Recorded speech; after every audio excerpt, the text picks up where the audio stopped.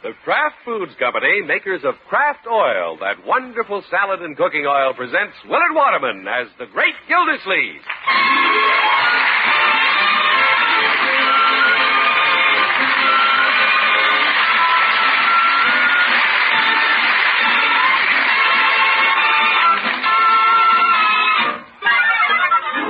The Great Gildersleeve is brought to you, transcribed by the Kraft Foods Company.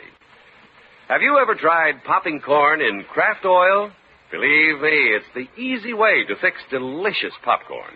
To prove it, the Kraft folks will give you a free package of popcorn when you buy Kraft oil. Wrapped around every bottle of Kraft oil is a handy package of Jolly Time popcorn, enough to make 3 quarts of the fluffiest, tenderest popcorn you've ever eaten. Get your free package of popcorn tomorrow when you buy Kraft oil.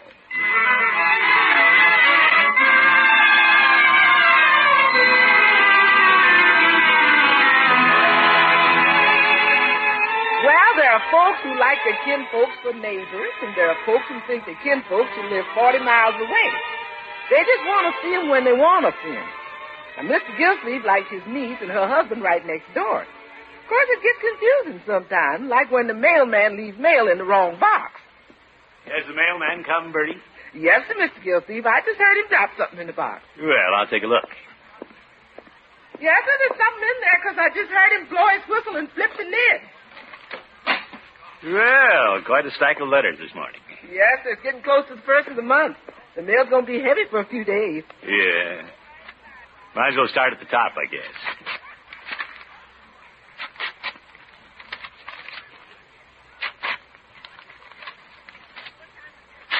Mr. Gilsleeve, you read them that fast?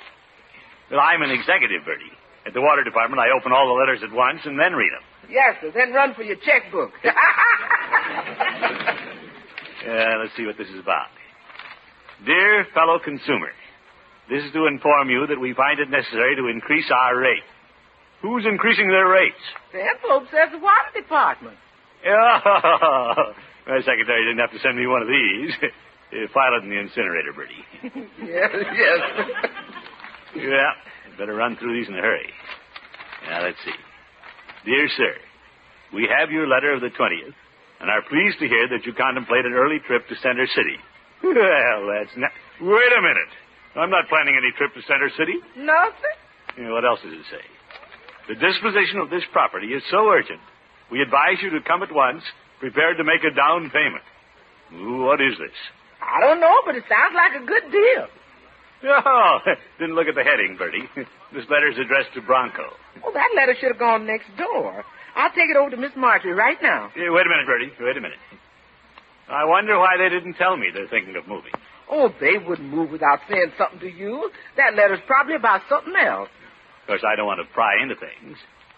On the other hand, I have a right to know if my niece plans to leave town. Yes, sir. Hey, what's going on? Hello, Leroy. What's going on?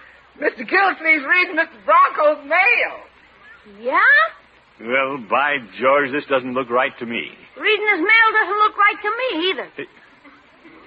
No, my boy, you know how close our two families are. This is a big decision they're making. They always come to me for advice. If they don't, you give it to them anyway. This is different. Now I understand. What do you understand? Well, I didn't mean to peek at the rest of the letter, but I'm glad I did. Bronco's buying property for a client. Well, at least you know. I did it! Yeah, all right, Bertie. Morning, Bertie. Morning, Miss Bronco. I'd like to speak to Mr. Gilsleeve. Yes, sir. Come right in. Ditch the letter. I will not. I'm open and above board. You're wide open. Oh, Mr. Gildersleeve, Leroy. Hi. Well, come in, Bronco, my boy. How's the little family across the way? Everybody's fine, thank you. I thought I'd find you at home, since your car's parked right in front of my driveway. Oh, you want to get out, do you? Well, I could drive through the back of the garage into the alley. No, Bronco. But the noise of splintering lumber might wake the twins. Bronco, you have a great sense of humor. He has to. Yeah, this is can day, you know, so I put our cans out on the curb to be picked up, and I didn't want to park my car in front of the can. No, the can man might pick up your car.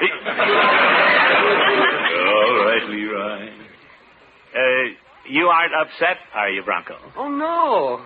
I don't mind if they have a little trouble picking up my cans. Well, I hadn't thought of that. I'll go move my car. And while we're on the subject, Mr. Gildersleeve, didn't you wake me up this morning pouring some of your cans into my can box? Well, your box wasn't full, and mine was overflowing.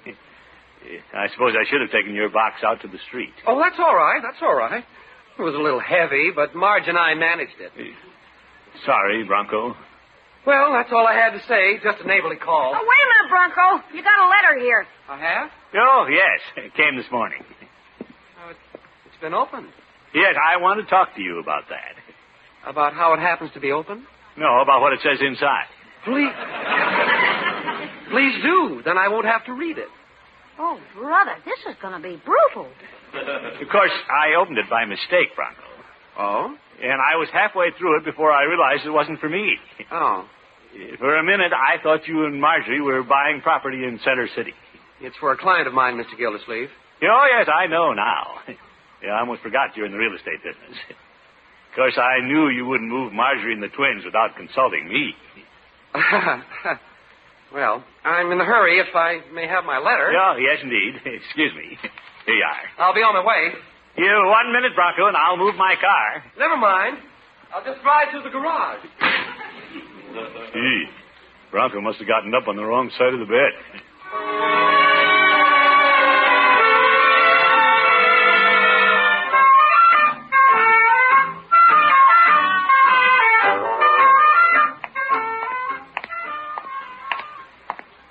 By George, I got talking to Bronco this morning and forgot to have my second cup of coffee. You think I'll stop and have it with Petey? Hello, Petey. Yeah, hello, Mr. Gildersleeve. What can I do for you this morning? Well, I thought I'd join you in a cup of coffee. Well, I doubt if there's room in that cup for both of us. Oh, my goodness. Petey, you know what I mean. I believe I will have a cup with you, though. Missed my coffee at home this morning. Mrs. Peavy ill? No, just in an ill humor. What's that? Mrs. Peavy and I went down to return our new parrot, but we didn't get away with it. What do you mean? The man said he wouldn't take it back because it's been used. A used parrot? Seems there isn't much of a market for used parrots. Peavy, that's ridiculous. Not the way the man explained it. If a parrot spends time in a house, it could pick up expressions a new owner might not care for. Yeah, I see. To be perfectly frank with you, our parrot could be a good deal more respectful to Mrs. Peavy than it is. There's a parrot that would be banned in Boston. Oh, it can't be that bad. No. How's everything at your house, Mr. Gildersleeve? Well, everything's going to be all right, I guess. I understand Bronco's going out of town on business. Yeah, I read the letter about it. You don't see? Came to my house and I opened it by mistake. Bronco was a little upset about it. I guess he was. Say, it'd be a nice gesture if I invited Marjorie to stay over at my house while Bronco's away. He'll appreciate that. I think so. Sure. I'll tell him I'm going to pack up Marjorie and the twins and move them back home. Well, I wouldn't put it that way if I were you. What do you mean? Well, Bronco might think you're being pushy. Oh, Bronco knows I'd never think of interfering in his personal affairs. No, I wouldn't say that.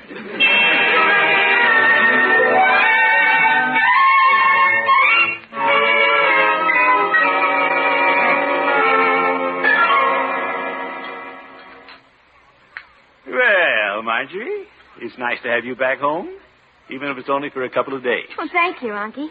Nice to enjoy Bertie's cooking again. Thank you, ma'am. Anybody like another hot biscuit? I would. Okay, Leroy. Anybody else? Yeah, not me, thanks. No, thanks, Bertie. Then I'll take 3. Leroy. Just complimenting Bertie's cooking. Thank you, Starboarder. That's okay. Leroy, you find as many excuses for eating as Bronco. Yeah, if he was here, he'd keep me company. Yeah, I'm sorry Bronco got away before I had a chance to see him. Well, he didn't decide to go until he got a letter today. Oh, I know about that.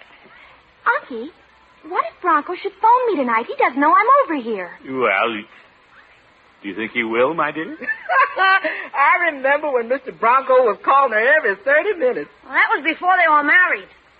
Now he's probably glad to get out of town. Oh, Leroy. Unky, I'm beginning to worry about nobody being in the house. Hey, why don't I go over there and spend the night? I can take my pup tent and camp right in the middle of the floor. Pup tent. No kidding. Maybe I can get credit for it from the Boy Scouts. Really, Unky, I don't know if I should have come. Now, don't tell me you're going to wake up them twins and pack them back home tonight. Well, No, Marjorie, if you're going to worry, I could go over there myself and listen for the phone. would you? Sure. I'll get Peavy to come over and keep me company. Wonderful. If Bronco phoned and nobody was there, he'd wonder what happened to us. I can answer a phone. Of course, the Boy Scouts don't give you any credit for that. All right, Leroy. I can see myself now, crawling out of my pup tent in the middle of the night, groping for the telephone with no light but the embers from my little campfire on the carpet. Leroy, I'll go.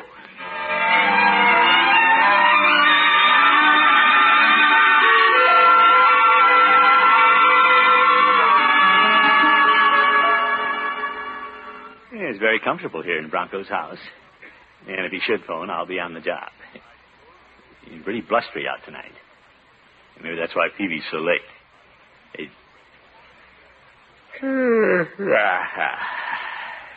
Gonna be a good night to sleep. Hope Bronco's bed's comfortable. Coming! Hello, Mr. Gildersleeve. Yeah, come in, Peavy. Just wondering about you. Sorry I was delayed, but my income tax man came by the pharmacy, and I had to spend a little time with him. Oh? And spend a little money with Uncle Sam. Do you have to transact that business after hours? Uncle Sam will do business with you any time that you want to pay him.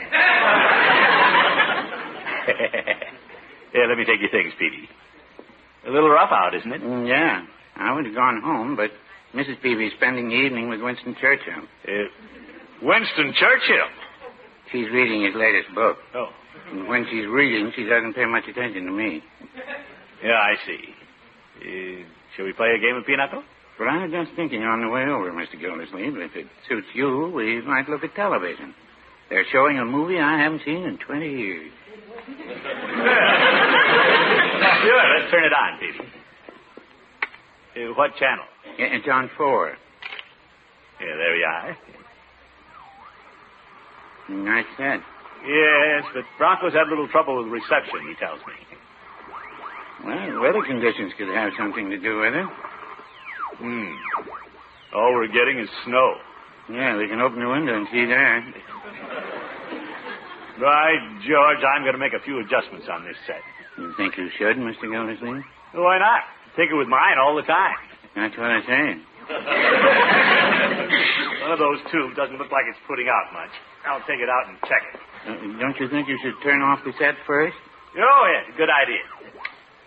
Now I'll take out the tube. Zeke, it's hot. Well, it must have been working. Yeah, I can't hold it, Peavy. Whoop! Yeah, that takes care of television. Yeah. I guess it's pinochle. Yeah, well. I found some baked ham in the refrigerator. Made a few sandwiches. Oh, that's nice. So we can eat while we play. Very well, now I'll deal the cards. And I'll deal the sandwiches. It's a nice place Bronco has here. Yes, indeed. He'll be surprised if he phones to talk to Marjorie and finds me here. Yeah, I was glad to come over, though. You hear that, Mr. Gildersleeve? Sounds like somebody on the porch. Wonder who could be at this hour of the night. Marge, honey, come home. Bronco. Oh, Marge. Oh, Mr. Gildersleeve. Mr. Peavy. Hello, Bronco. Bronco, what are you doing here? I might ask you the same thing. Where are Marge and the twins? Where's my family? Well, I sent them over to my house. Oh? I thought I'd take charge over here. I see. Well, what happened, my boy? Why aren't you in Center City? The road's closed. I had to come back. Oh, that's too bad. Would you care for a snack? Your ham's very good, Bronco. I'm glad you and Mr. Gildersleeve are enjoying it. But I'm afraid I'll have to interrupt your little game now. Well, I should be on my way. Oh, Peavy doesn't have to hurry, does he, Bronco? Mr. Gildersleeve, it's late, and I have to go over and get Marge and the twins. Oh, I wouldn't do that. You wouldn't? Well, as you say, it's late. The twins and Marjorie are sound asleep, and you know how Marjorie hates to be disturbed. All right. I'm a little tired and put out anyway. I'll just look at the late news and television and go to bed. What am I stepping on? That's your television tube. My television tube? Yeah, I was going to sweep it up when it cooled off. I took out the tube to check it and dropped it. Peavy wanted to see a late movie. I didn't want to see it that bad. Oh, well, I'll see the newspaper in the morning. Think I'll turn in. Wait a minute, Bronco. I'll get my things out of your room. My pajamas are in there. Oh, I didn't know you planned to sleep in my bed. Yeah. Of course, I could go home now, but the twins are sleeping in my room. Well, that's all right, Mr. Gildersleeve. I'll sleep in the twins' room. No. Let me sleep in the twins' room. Mr. Gildersleeve, my mind's made up. Good night. Good night, Miss Peavy. Good night. Good night. Peavy, do you think I should sleep in his bed? I think you should have stood in bed. So do I.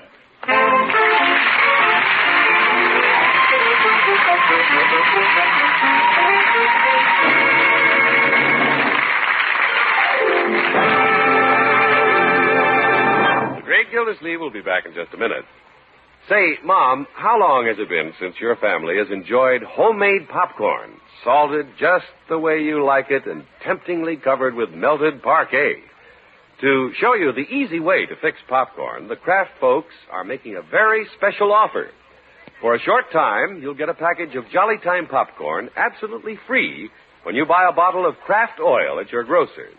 A 3-ounce package of Jolly Time popcorn is wrapped around the Kraft oil bottle, enough to make 3 quarts of the finest popcorn you've ever tasted. Jolly Time is the best-selling popcorn in the world. It's the corn that's guaranteed to pop, every single kernel. And when you pop corn in Kraft oil, you're doing it the quick, never-fail way. Just pour a little Kraft oil into your skillet or popper, turn on the heat, and soon you'll be feasting on popcorn that's warm and fluffy without a trace of oiliness. Don't forget the treat's on Kraft. Just pick up a bottle of Kraft oil with its gift package of Jolly Time popcorn. At the same time, you can also get a separate certificate worth $3 toward the purchase of a Whirlwind electric corn popper. You'll find these certificates wherever you see a Kraft oil display. Both the popcorn and the certificate are absolutely free when you buy that wonderful salad and cooking oil, Kraft Oil.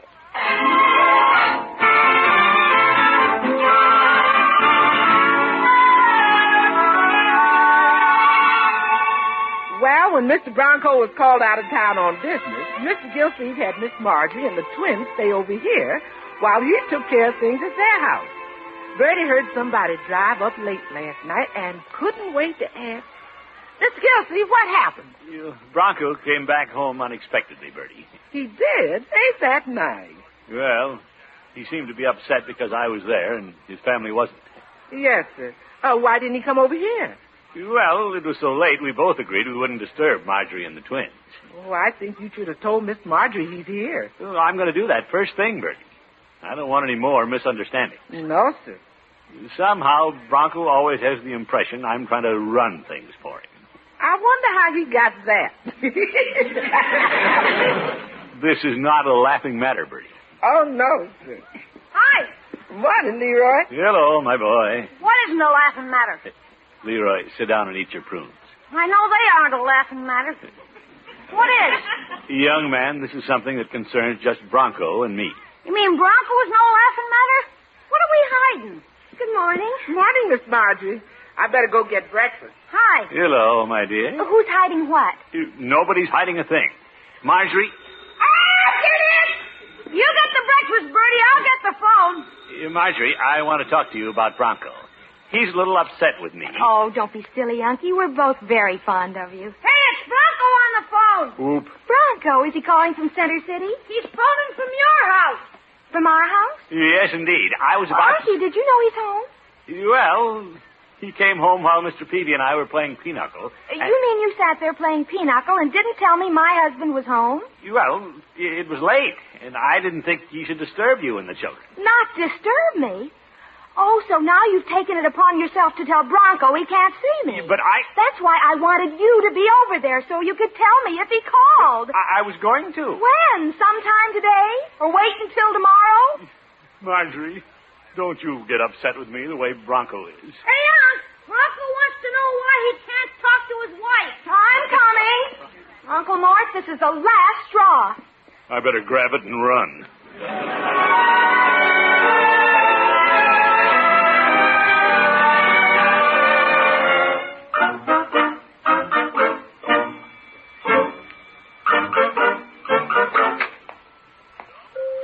Hello, Phoebe. Hello, Mr. Gildersleeve. What can I do for you this morning? I'd like some hot black coffee first, and then some breakfast. Well. Get away from home a little fast this morning, did you? I'll say. I made the mistake of not running through the snow last night to tell Marjorie that Bronco was back.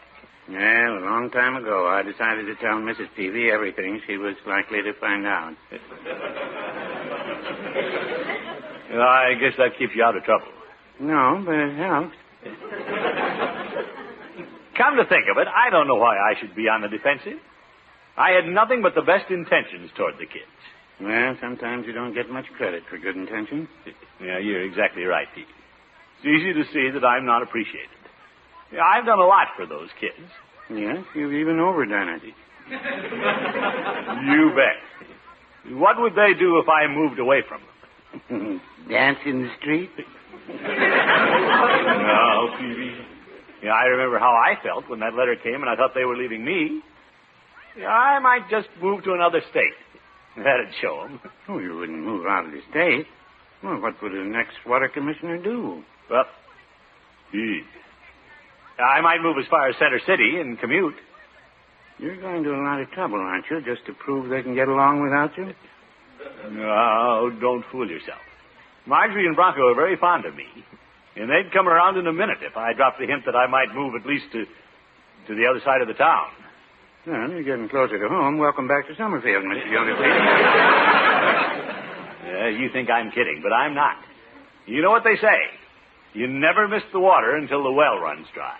Yeah, but a lot of old wells have been abandoned. Skeptic.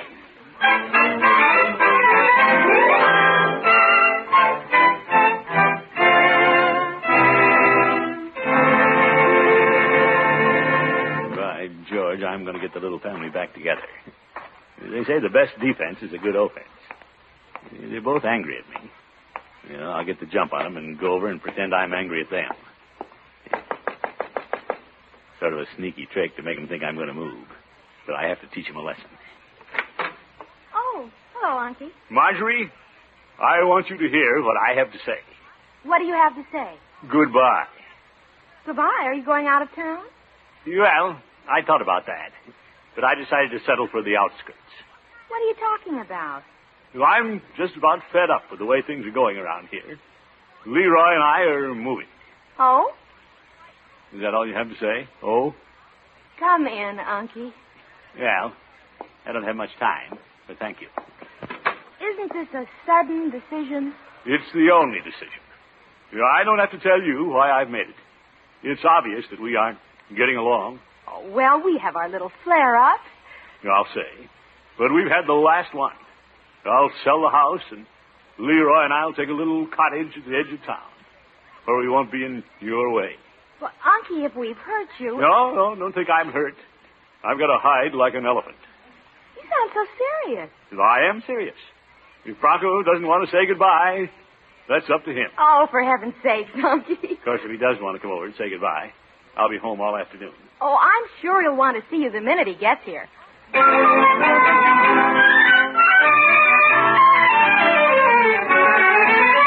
So I completely turned the tables on him, Bertie. Marjorie couldn't stand the thought of my moving away. Oh, Mr. Gilsey, they couldn't get you out of this house with a derrick. No, don't fool yourself. I can be pushed too far. Yes, sir. You just wait. Bronco will be over here trying to talk me out of going.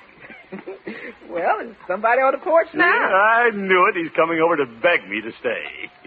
You better let him in. I can't keep a straight face. Yeah, all right. Hello, Mr. Gildersleeve. Hello, Bronco. I suppose you want to come in. Well, when I got home and talked to Marjorie, I thought I'd come over and see what this is all about. No, Bronco, there's no reason to reproach yourself. I've just decided it'll be best for everybody concerned if I move away. Oh? Hello, Bertie. Hello, Mr. Bronco. Bronco, did you hear me? I said I was moving away. Marge told me. She did, huh? I just came over to see if you were joking. No, I'm not joking. Well, Mr. Gildersleeve, perhaps I haven't been as cooperative at times as I could be. I've got him. But this time I want to do everything I can. I think I can find a buyer for your house right away. Zeke! In fact, I'm so anxious to cooperate in this matter, I'll do it without a commission. But Bronco! And I think I've got just the cottage for you on the outskirts of town. Way out. No, Bronco. Just a minute. Why don't I run back home and get my list of prospects? We'll have you out of here in no time. You, wait a minute, Bronco! What? Confound it, if that's the way you feel, I won't go. You won't? Hey, Marge! Yes, Bronco? Was she waiting out there? I got Mr. Gildersleeve to admit he wouldn't move. You did? Wonderful, Unky. Oop, I've been tricked. But I like it. Yes.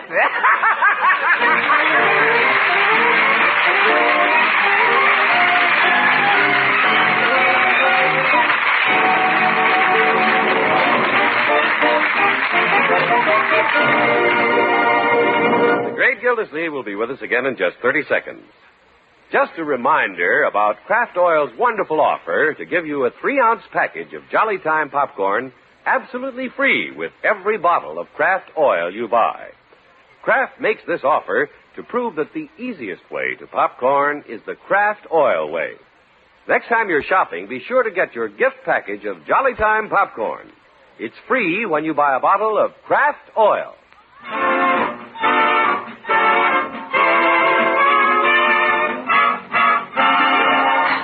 You got everything straightened out with Marge and Bronco, Honk? Yes, indeed, my boy.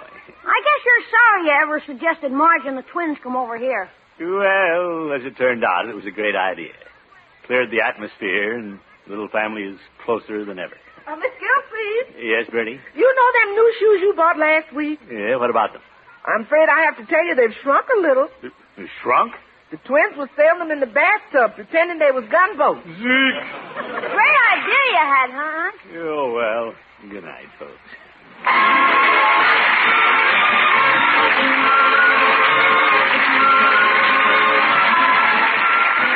The Great Gildersleeve is played by Willard Waterman and is an NBC Radio Network production. The show is written by John Elliott and Andy White and is transcribed.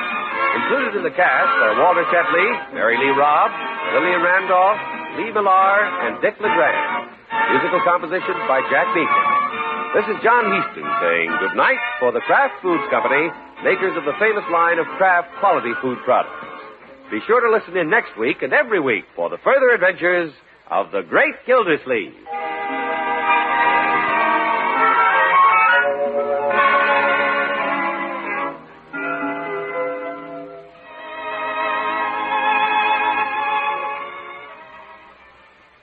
Delicious cold cuts for luncheon or supper make a welcome change of pace from the hot meals you've been serving. Easy to fix, too. But here's a tip.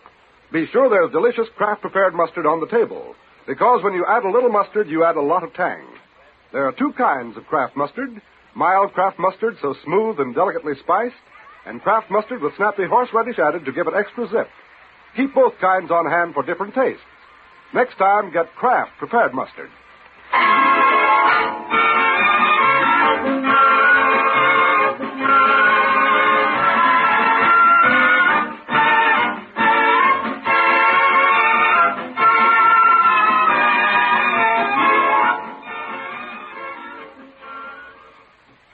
Now play You Bet Your Life with Groucho on the NBC Radio Network.